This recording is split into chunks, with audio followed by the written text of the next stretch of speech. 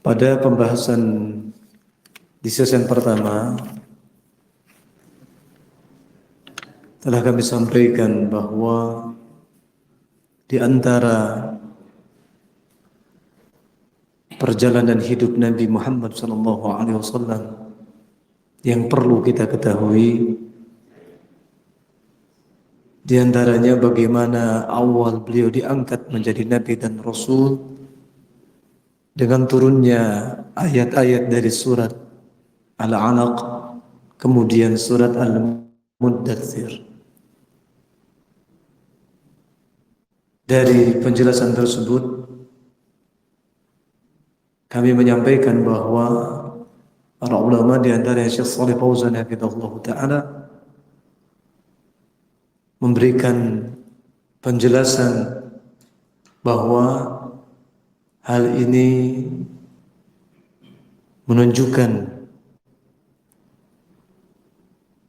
Nabi Muhammad SAW awal pertama yang Allah perintahkan kepada beliau untuk didakwahkan adalah memperingatkan manusia dari kesyirikan berdasarkan ayat Qum fa'anzir wa rabbaka fakabbir wa thiyabaka fatahhir wa rujza fahjur. Kemudian disebutkan di dalam kitab Sittatu Mawadhi' min as-Sirah, fa idza fahimta annahum yaf'aluna asya'a katsiratan ya'rifuna annaha min adh-dhulmi wal 'udwan mithlu az-zina wa 'arafta aidan annahum yaf'aluna shay'an min al-ibadat yataqarrabuna biha ila Allah mithlu al-hajj wal umrah was sadaqati 'ala al-masakin wal ihsani ilaihim wa ghairi dzalik. Jika engkau memahami bahwasanya mereka kaum musyrikin dulu ketika Rasulullah SAW diutus, diangkat menjadi nabi dan rasul, yang mana sebelum itu pun Rasulullah mengingkari keadaan kaum musyrikin, keadaan kaumnya.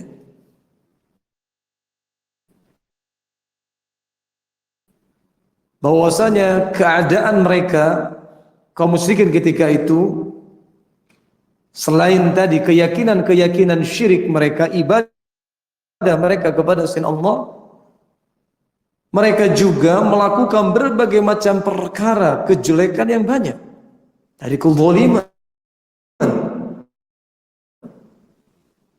perbuatan dosa seperti az-zina, perbuatan zina. Syekh Shalih Fauzan hafizahullah taala menerangkan, haula'i ahlul jahiliyah, mereka orang-orang jahiliyah ketika Nabi Muhammad SAW diutus oleh Allah Subhanahu wa taala, kanu yumarisuna al-qaba'iha, mereka terbiasa dengan perbuatan-perbuatan yang qabih, yang jelek. Seperti apa?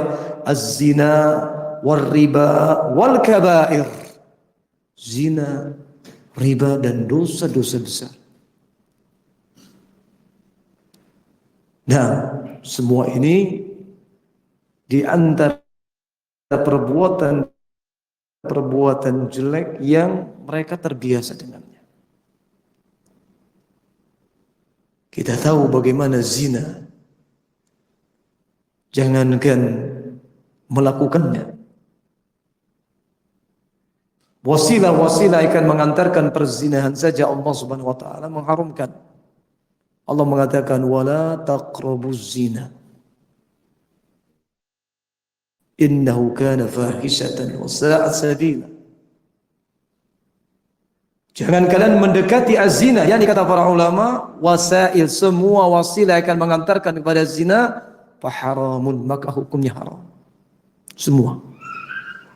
Dari mulai pandangan yang tidak terjaga, pembicaraan dengan lawan jenis yang bukan mahram di luar hajatnya, semua perkara yang mengantarkan kepada zina Allah haramkan. apalagi perbuatan zina. Nah, kaum musyrikin ketika itu mereka terbiasa dengan perbuatan-perbuatan jelek ini, zina, riba, biasa meminjamkan uang dengan mereka wajib mengembalikannya dengan adanya manfaat ziyadah tambahan. Terbiasa mereka. Demikian pula dosa-dosa besar lainnya. Namun ternyata keadaan kaum musyrikin tadi ketika Rasulullah SAW diutus tadi, disebutkan dari Syekh Shalih Fauzan hafizahullah, ma'ahada, bersama dengan keadaan mereka ini melakukan perbuatan-perbuatan dosa besar tadi, perbuatan-perbuatan yang jelek. Wa ma'ahada indahum baqaya min dini Ibrahim alaihi salatu wassalam. Mereka masih memiliki yang tersisa dari sisa-sisa dari agamanya Nabi Ibrahim. Sisa-sisa syariat Nabi Ibrahim alaihissalam. Kanu seperti apa mereka dulu? Yahujjuna wa ya'tamirun. Mereka masih berhaji, mereka berumrah. Wa kanu yatasaddaquna 'alal muhtajin. Mereka bersedekah kepada orang-orang yang membutuhkan. Hadhil af'alu thayyibatun. Perbuatan-perbuatan ini baik. Berhaji, berumrah, bersedekah, itu dilakukan kaum musyrikin. Mereka hajinya untuk siapa?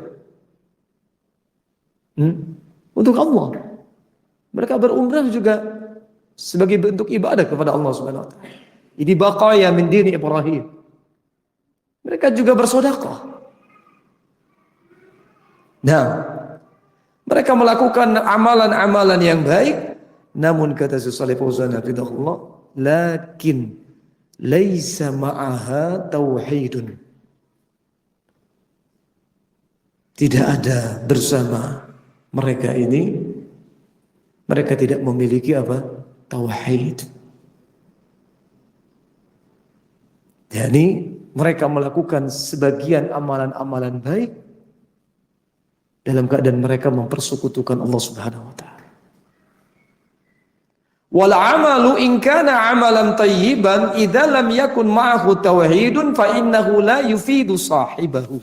Kata Syekh Shalih Fauzan hafizahullah, amalan itu meskipun amalannya baik, kalau tidak disertai dengan tauhid, mengesahkan Allah dalam ibadah, mengikhlaskan ibadah itu hanya untuk Allah, bersih dari syirik akbar, bersih dari syirik asgar, kalau tidak disertai dengan tauhid, maka amalan-amalan itu tidak bisa memberikan faedah kepada pelakunya, pada yang melakukannya. Nah, inilah gambaran kaum musyrikin dulu ketika Rasulullah SAW awal diutus oleh Allah Subhanahu wa taala. Dan disebutkan di dalam kitab Sittatu Mawadhi minas Sirah bagaimana bentuk-bentuk kesyirikan mereka. Sebagaimana mungkin telah kita ketahui, mereka beribadah kepada selain Allah Subhanahu wa taala, bukan meyakini bahwa sesembahan-sembahan tersebut mereka anggap itu adalah Allah, bukan meyakini bahwa sesembahan-sembahan tersebut adalah sebagai Rabbul Alamin, tapi untuk apa? Dua tujuan mereka beribadah kepada selain Allah Subhanahu wa taala. Ada yang ingat bahwa mereka melakukan itu bukan karena meyakini yang mereka ibadahi selain Allah tadi adalah sebagai Rabbul Alamin yang menciptakan, memberikan rezeki, bukan. Tapi mereka melakukan kesyirikan dalam ibadah dengan dua tujuan. Pertama, mereka meyakini bahwa yang mereka ibadahi tadi dari sembahan-sembahan selain Allah, itulah yang bisa mendekatkan mereka kepada siapa? Allah. Yang kedua, mereka yakini bahwa yang mereka ibadahi tadi selain Allah Subhanahu wa taala, mereka akan bisa memberikan syafaat kepada kaum musyrikin di sisi Allah Subhanahu wa taala. Tujuannya bagus tidak ini? Bagus. Yang pertama supaya didekatkan kepada Allah, yang kedua supaya mendapatkan syafaat. Dua tujuan yang baik, namun mereka lakukan dengan cara-cara kesyirikan. Nah ini gambaran kesyirikan yang ada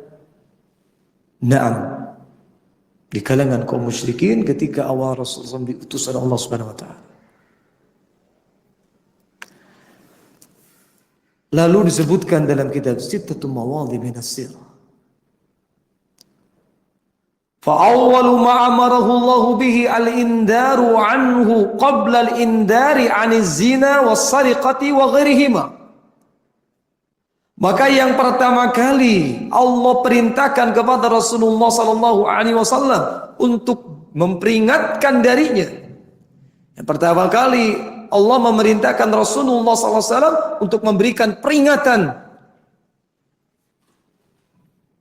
sebelum beliau memperingatkan dari dosa-dosa besar tadi yang dilakukan kaum musyrikin. Az-zina, apalagi riba, makan riba, kemudian sariqah, pencurian, dan kabair dosa-dosa besar lainnya. Ternyata yang pertama kali Allah perintahkan Nabi Muhammad SAW, seperti yang disebutkan dalam surat Al-Mudaththir tadi yang kita baca, adalah beliau diperintahkan oleh Allah untuk memperingatkan kaumnya dari apa? Dari kesyirikan.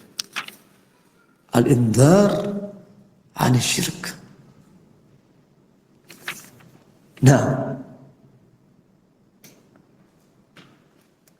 barakallahu fikum.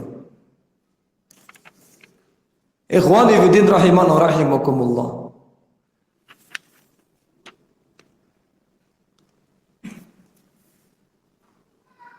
Bahkan disebutkan oleh mu'allif rahimahullahu ta'ala, Rasulullah sallallahu alaihi wasallam memperingatkan kaum musyrikin ketika itu dari kesyirikan, dari peribadahan kepada selain Allah, mendakwahi mereka kepada tauhid. Terus berjalan dakwah tersebut dan Allah Subhanahu wa taala belumlah mewajibkan syariat-syariat lainnya hingga Allah mewajibkan syariat as-shalah pada tahun berapa? Pada 3 tahun sebelum hijrah.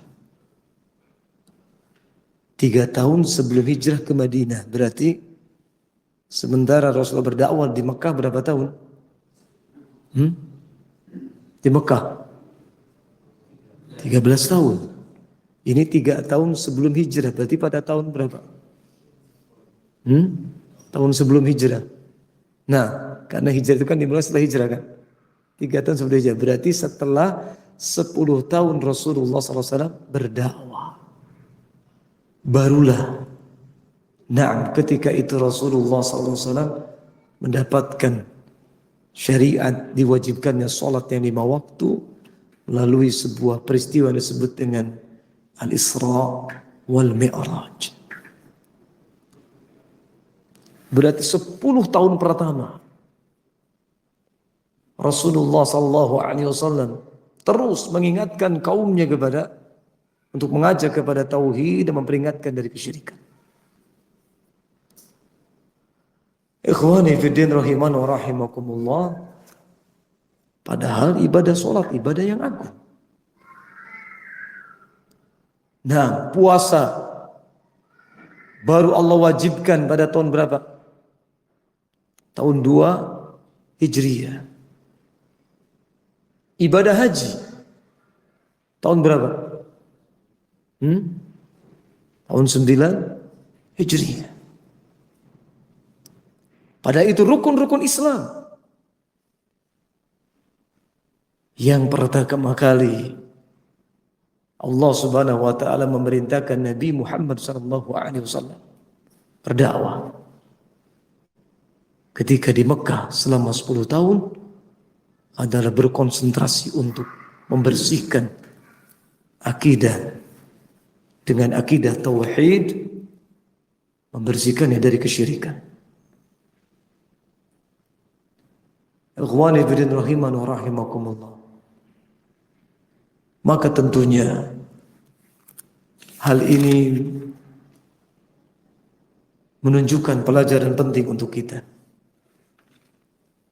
bahwa dakwah Nabi Muhammad SAW benar-benar sebuah dakwah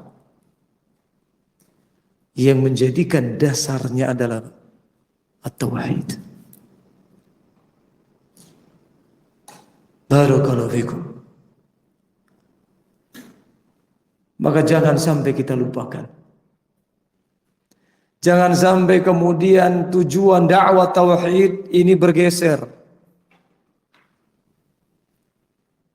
Lama-lama syiar dakwah tauhid menjadi hilang. Nah, sebagian yang tadinya terjun memperjuangkan dakwah tauhid akhirnya bergeser, tersibukkan dengan berbagai macam tujuan-tujuan duniawiyah, terlupakan dari dakwah Nabi SAW. Maka ya ahlus sunnah, ayyuhas salafiyun, ikutilah dakwah Nabi SAW. Lihatlah perjalanan hidup Nabi Muhammad sallallahu alaihi wasallam. Lihatlah betapa banyak PR-PR yang kita dapati di keadaan kaum muslimin, saudara-saudara kita saat ini. Berapa banyak di bulan-bulan tertentu dari kaum muslimin berbis-bis berangkat menuju tempat mana? Tempat-tempat yang dikeramatkan.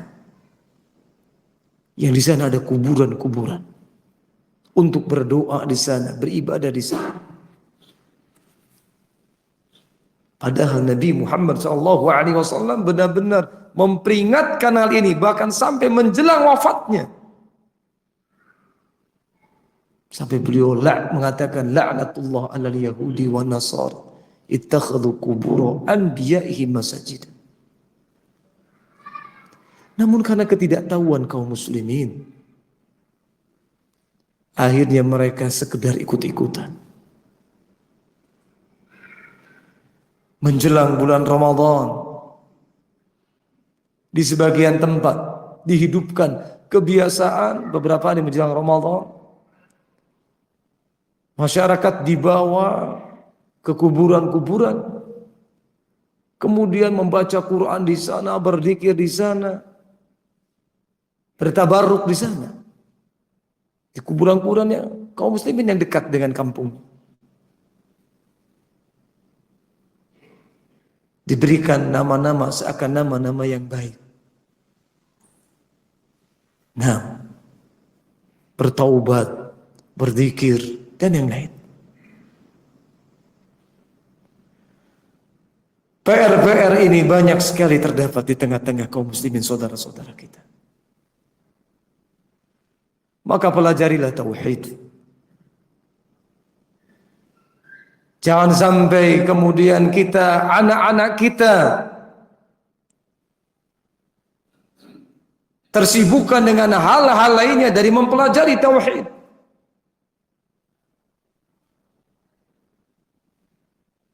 Ma'asyiral muslimin rahiman rahimakumullah. Lihatlah Nabi Muhammad sallallahu alaihi wasallam. Apa yang beliau ajarkan kepada para sahabat yang ketika itu masih kecil. Kata para ulama, benar-benar menanamkan prinsip-prinsip tauhid. Beliau mengatakan, ya ghulam, inni u'allimuka kalimatin. Wahai anak kecil, sesungguhnya aku akan mengajarkan kepadamu beberapa kalimat. Ihfadillah yahfadka. Jagalah Allah, niscaya Allah menjagamu. Jagalah syariat Allah.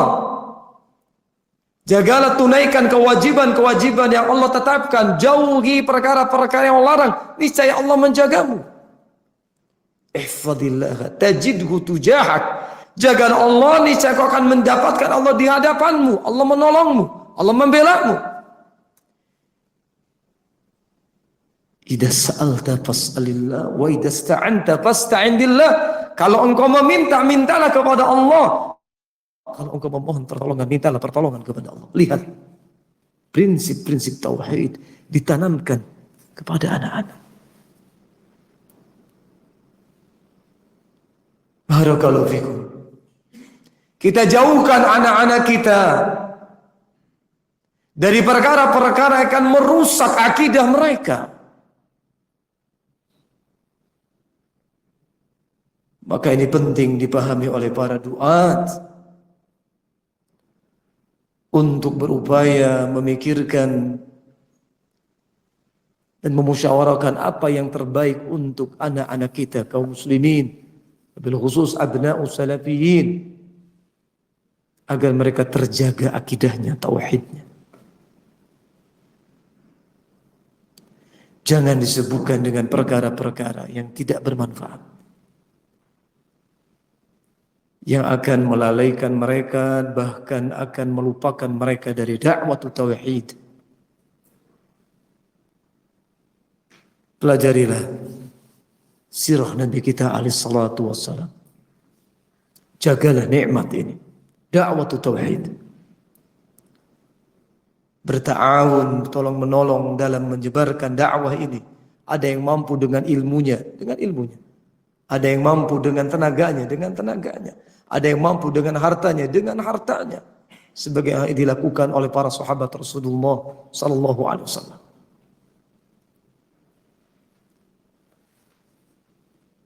Semoga Allah Subhanahu wa taala memberikan an-nasr, pertolongan kepada kita semua. Mungkin ini yang bisa kami sampaikan di kesempatan malam hari ini. Sebagian dari perjalanan hidup Nabi Muhammad SAW. Semoga kita memiliki kesempatan yang lain untuk bisa menukilkan, menyampaikan apa yang dijelaskan para ulama, sisi-sisi kehidupan Rasulullah SAW lainnya yang penuh dengan pelajaran bagi kita sebagai umatnya. Wallahu a'lam bis-shawab. Subhanaka Allahumma wa bihamdik asyhadu an la ilaha illa anta astaghfiruka wa atubu ilaik. Walhamdulillahi rabbil alamin.